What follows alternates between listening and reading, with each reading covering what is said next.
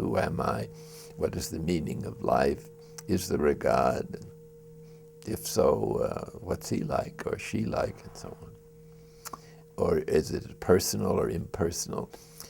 So all humanity shares these questions, and the different cultural expressions of the religious question. The great question that appears even in the very first book, Genesis, suggests the great question of life is a mystery to us.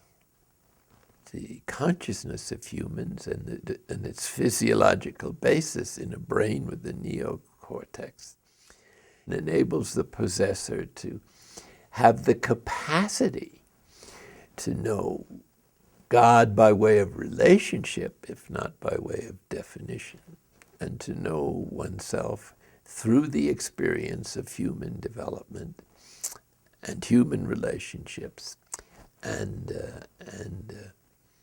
a sense of belonging to the universe and a reverence for the Creator, so that it makes a great difference in what the basis of your starting point is for seeking the unknown and perhaps even more likely unknowable God.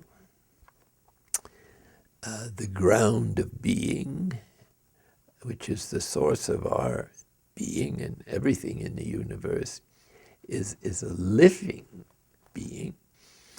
So that brings me to just point out that in the spiritual journey, there's a time for different spiritual experiences. It follows a certain order.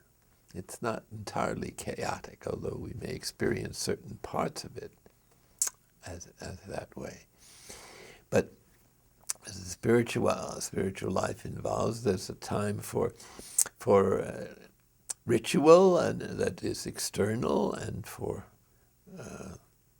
vocal prayer, and for relating to God as more or less as another human being, or at least as a God who is sympathetic to the human condition.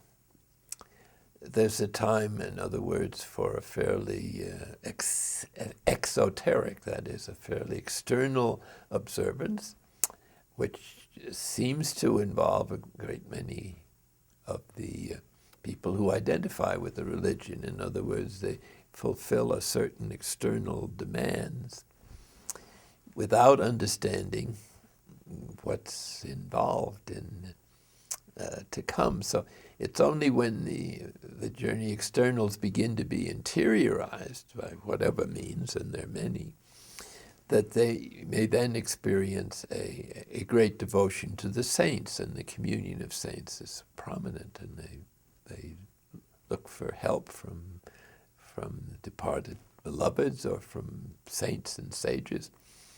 And then that may subside, and they get more interested in the angels. So there's a time for saints, time for angels. Then there's a time for deepening brotherly or sisterly relationships with Christ, or there's the possibility of the big brother attitudes, or or spiritual friendship. Christ becomes the center, and one tries to imitate Christ, to become Christ. So then this is moving towards spiritual marriage, and so the Christ as bridegroom, lover or beloved, begins to preoccupy one's devotional life. And then comes the Trinity, and then each member of the Trinity, and then perhaps finally the unity with the Trinity. And what is clear is there is no possessive attitude in divine love, that it gives itself completely.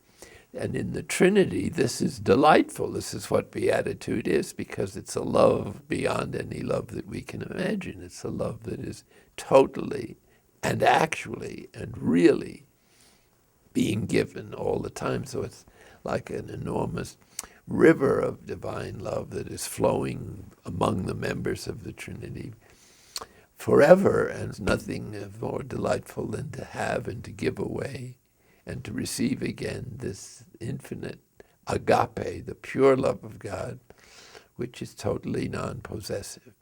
And it's into this non-possessive attitude that the dying process is designed, because one gives up all one's possessions, including eventually the body and one's loved ones, and one is reduced totally to no particular thing. And when this is not only accepted but object of surrender, one enters into the flow of divine life that is eternal, so that one's relationship, as I spoke of earlier with God, needs to be flexible enough to change. And every time it does have a breakthrough like that particular, there could be other breakdowns or signposts along the way.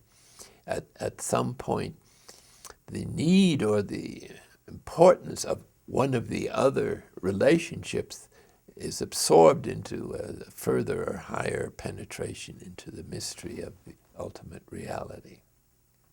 God is presenting himself in two ways, or really in one way, and is simply present in the other way. And this distinction in theology is called created grace and uncreated grace. Created grace are all the means of transformation or our personal experience of God. But uncreated grace is the unknowable God, and this is the God who actually is, who was, and who always will be. Perhaps the ground of being is an adequate term or pointer for it. Certainly Eckhart thinks so. But that which is can't be experienced. So the greatest experience of God is no experience.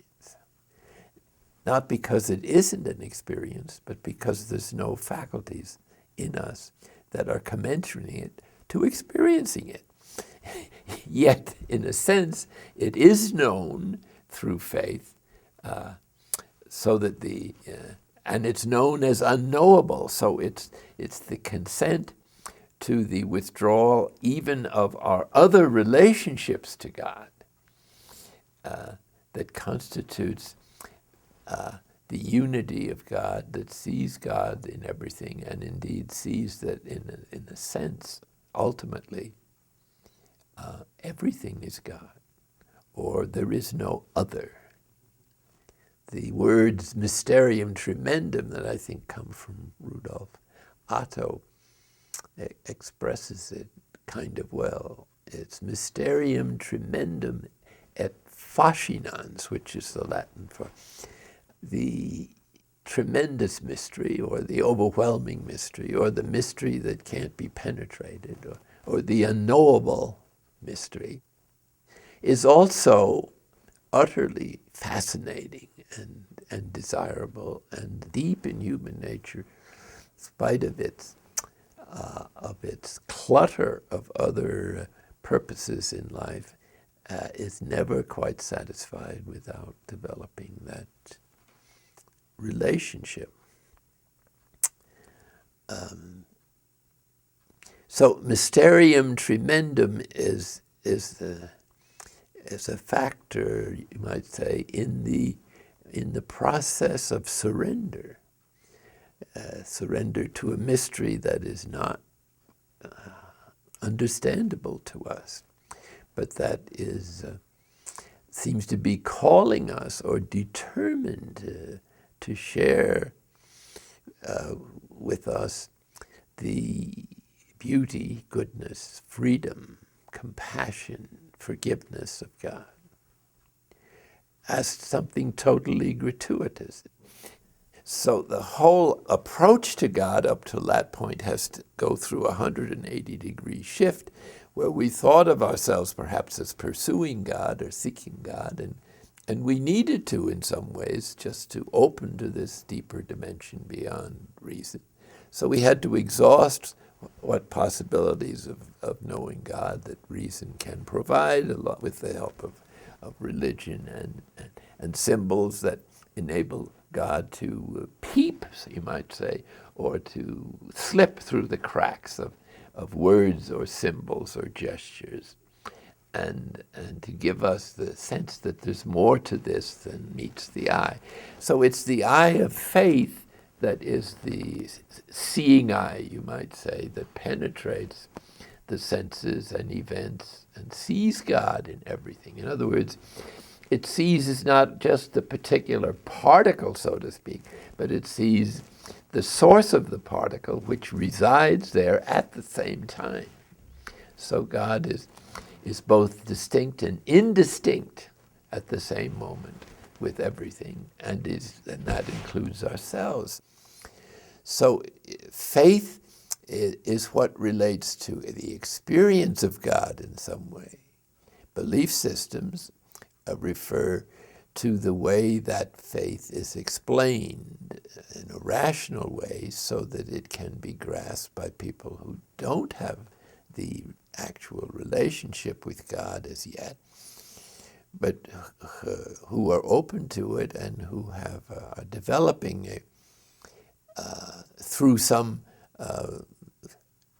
disciplines this dimension of their deeper self. And traditionally, meditation in its conceptual form, which we call contemplation, mostly in the Christian tradition, is perhaps the easiest way to access the spiritual level of our being, or the ground of being out of which we came, which is really the divine presence and its creative energy and its continuing creation and accompaniment of us as our human development advances.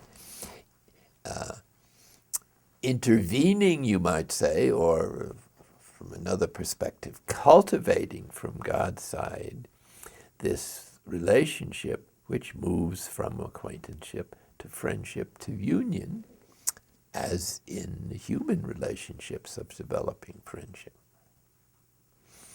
So when in centering prayer one presents one's limited being, just as it is, with our faults and confusion and uncertainties, or guilt feelings, shame, or with all the wounds that we bring with us from early childhood of an emotional character, some of which have been repressed into the unconscious because they were too painful to face at the time.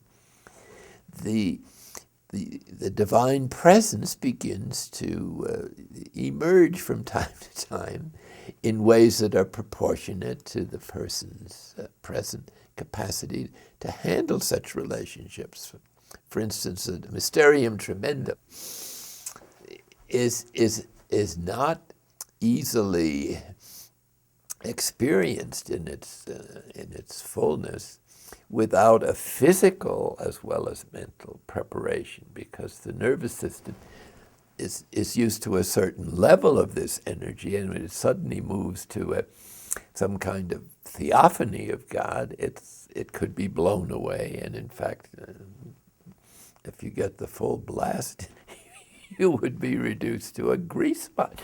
And so God, in his care and love, makes sure that he hides the intensity of the divine presence behind senses, for instance, a favorite way, behind our faults, which enable us to keep a certain distance from God out of sheer respect.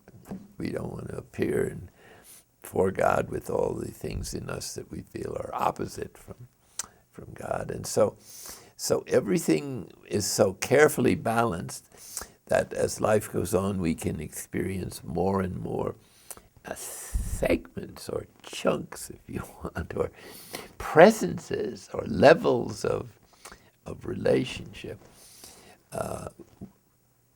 both in prayer and in action. And it's a process that happens to us, and we don't do it. The mystery unfolds itself. And the Christian mystical tradition has been known from the beginnings of time and is represented as a process that is appropriate for those devoting themselves to as seekers of the mystery, and who are motivated by the desire to relate and to get to know and to serve and to do the will of this immense mystery, but a mystery that becomes more and more intimate and tender.